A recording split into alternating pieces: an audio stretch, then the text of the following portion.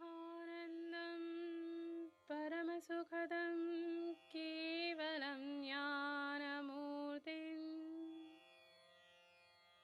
द्वन्द्वातीतं गगनसदृशं तत्त्वमस्यादिलक्ष्यम् एकं नित्यं विमलमचलम् सर्वधी साक्षिभूतं भावातीतं त्रिगुणरहितं सद्गुरुं तं नमामि। आप सभी को नमस्कार।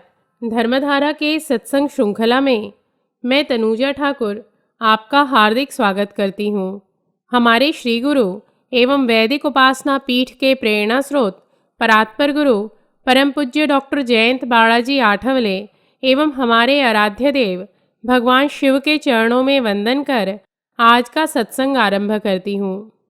आज का विषय है, क्या साधना करने हेतु अविवाहित रहना अनिवार्य है। आज हिंदुओं को धर्म शिक्षण नहीं दिया जाता है, अतः साधना शब्द सुनते ही अनेक व्यक्ति के मन में सन्यासी का चित्र उभर आता है, जो घर द्वार छोड़ साधना करते हैं। धर्म प्रसार के मध्य मैंने अनुभव किया है कि अनेक घरों के माता पिता अपने युवा संतानों को इसलिए साधना नहीं करने देते हैं क्योंकि उन्हें लगता है कि उनके बच्चे विवाह नहीं करेंगे और सन्यासी बन जाएंगे। कुछ युवा तो मुझसे साधना शब्द सुनते ही कहते हैं कि क्या यदि मैं साधना आरंभ करूं तो मुझे आजीवन अविवाहित रहना होगा। तो कुछ युवक एवं युवती जो थोड़ी बहुत साधना करते हैं वे मुझसे पूछते हैं कि क्या विवाह आध्यात्मिक प्रगति में बाधक है। तो आज इस संबंध में अध्यात्म शास्त्र क्या कहता है यह जान लेते हैं। साधना संबंधित कुछ अनुचित धारणाएं समाज में प्रचलित हैं। चूँकि हिंदुओं को धर्म न घर में सिखाया जाता है, न मंदिर में, न विद्यालय में और न ही महाविद्यालय में, अतः अध्यात्म के अनेक विषयों के बारे में समाज में भ्रम फैला हुआ है। यह सब देखकर लगता है कि सभी को अध्यात्म शास्त्र सीखना और सिखाना कितना आवश्यक है। अध्यात्म और धर्म संबंधी हमारी नींव जितनी सशक्त होगी, आध्यात्मिक प्रगति करना उतना ही सुगम होता है और बुद्धि बाधा ना बन आध्यात्मिक प्रगति के लिए पूरक हो जाती है। साथ ही कोई हमें इस पथ से विमुख या दिशाहीन भी नहीं कर सकता है। कुछ अज्ञानी लोग समाज में साधकों को एवं विशेषकर युवा वर्ग को साधना के मार्ग से विचलित करने हेतु कहते हैं कि यदि साधना की तो विवाह करने से वंचित रह जाओगे, परंतु इसमें कोई सत्यता नहीं है। आज के इस विषय को समझने हेतु सर्वप्रथम हमारे श्री गुरु द्वारा प्रतिपादित स्तरानुसार साधना को संक्षेप में जान लेते हैं।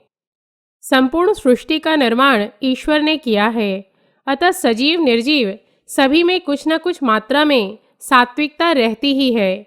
और यदि ईश्वर से पूर्णतः एकरूप हुए संतों की सात्विकता 100% मान लें तो मनुष्य योनि में जन्म लेने के लिए 20% सात्विकता होनी चाहिए। किंतु 20% आध्यात्मिक स्तर का व्यक्ति नास्तिक समान होता है। 30% आध्यात्मिक स्तर वाले व्यक्ति कर्मकांड अंतर्गत पूजा पाठ, तीर्थक्षेत्र जाना एवं स्तोत्र पठन जैसी कृतियां करने लगता है। 35% आध्यात्मिक स्तर साध्य होने पर खरे अर्थ में उसकी अध्यात्म में थोड़ी रुचि जागृत होती है। 40% आध्यात्मिक स्तर साध्य होने पर अनेक प्रकार की साधना से एक प्रकार की साधना में उसका प्रवास आरंभ हो जाता है। 50% आध्यात्मिक स्तर साध्य होने पर वह व्यवहारिक जीवन की अपेक्षा आध्यात्मिक जीवन को अधिक महत्व देने लगता है और अखंड नाम जप करना, सत्संग में नियमित जाना एवं निष्काम भाव से तन मन धन का त्याग कर सेवा करना जैसी आध्यात्मिक कृति निरंतरता से करने लगता है। 55% आध्यात्मिक स्तर साध्य होने पर उसके जीवन में खरे गुरु का प्रवेश हो जाता है और वह तन मन धन तीनों का 55% भाग किसी गुरु को या गुरु के कार्य के लिए या धर्म कार्य के लिए अर्पण करने लगता है। 60% आध्यात्मिक स्तर साध्य होने पर खरे अर्थ में उससे सेवा आरंभ होती है। इससे नीचे के स्तर पर साधक मन एवं बुद्धि द्वारा अध्यात्म शास्त्र को समझकर सेवा करने का प्रयास करता है।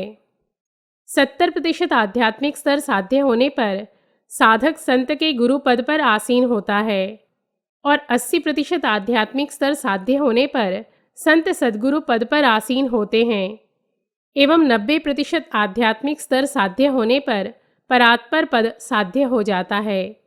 इसके पश्चात वह जीवात्मा ईश्वर से पूर्ण एकरूपता हेतु मार्गक्रमण करने लगता है। स्तरानुसार साधना के संबंध में विस्तृत जानकारी हेतु YouTube पर वैदिक उपासना लिखकर स्तरानुसार साधना से संबंधित प्रवचन को सुन सकते हैं। विवाह के विषय में कुछ मूलभूत अध्यात्म शास्त्रीय सिद्धांत जान लें। विवाह करने से आध्यात्मिक अवनति नहीं होती है। अनेक गृहस्थ संत ने अपने गृहस्थ जीवन में ही संत पद को प्राप्त कर यह सिद्ध कर दिया है। संत कबीरदास, संत रायदास, संत तुकाराम महाराज, संत एकनाथ महाराज जैसे अनेक गृहस्थों ने साधना कर संत पद को प्राप्त किए हैं।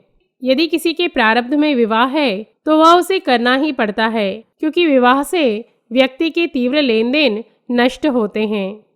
जन्म, मृत्यु और विवाह का संबंध पृथ्वी तत्व से होने के कारण इसमें परिवर्तन अत्यधिक कठिन है।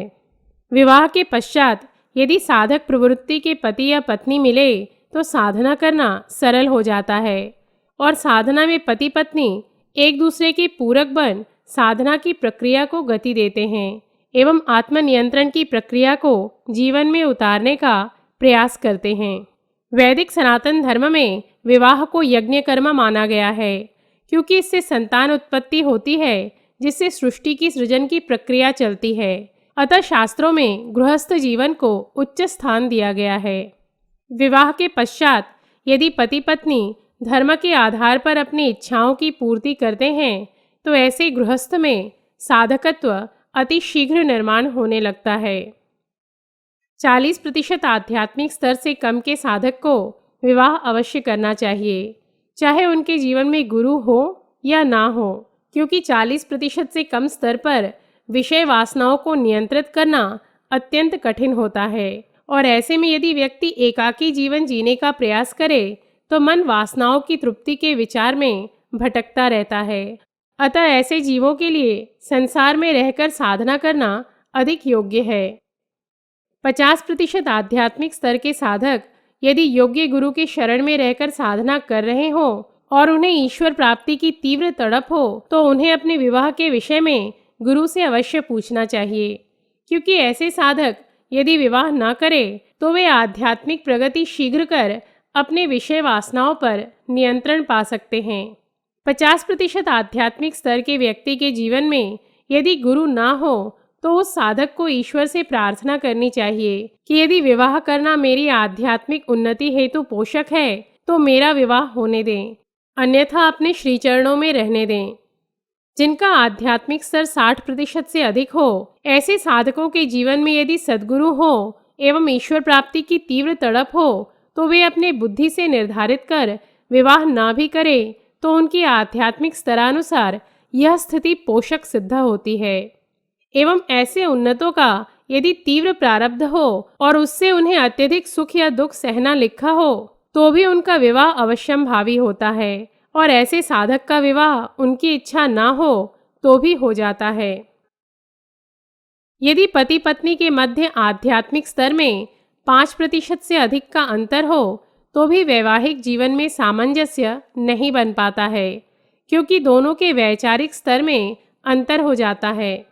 अतः विवाह के लिए योग्य वर या वधू देखते समय यथा योग्य वर या वधू ढूंढने का प्रयास करना चाहिए।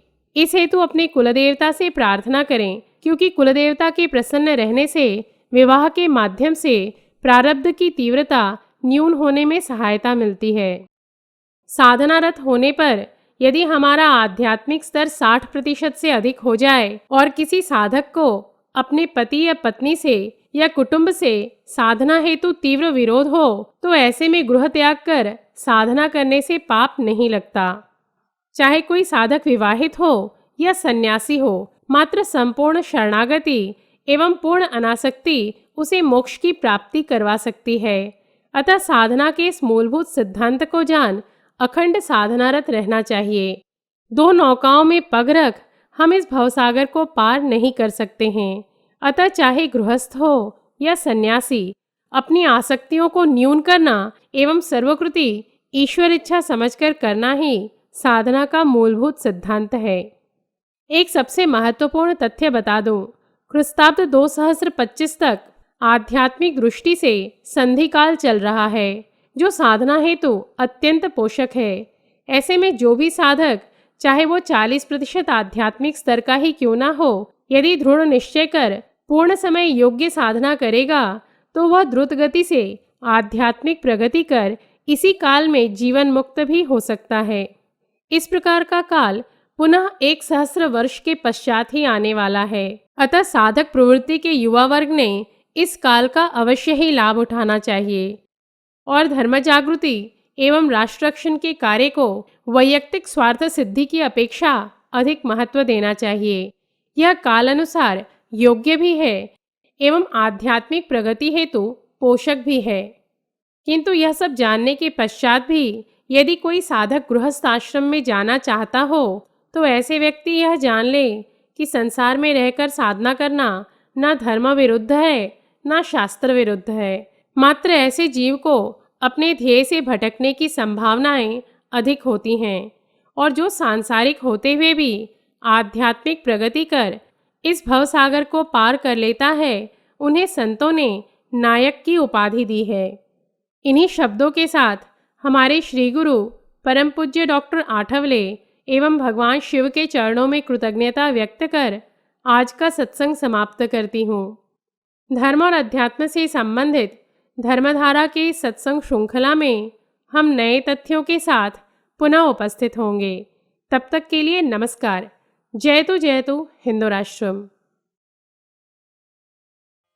ॐ पूर्णमदः पूर्णमिदं पूर्णात् पूर्णमुदच्यते पूर्णस्य पूर्णमादाय पूर्णमेवावशिष्यते।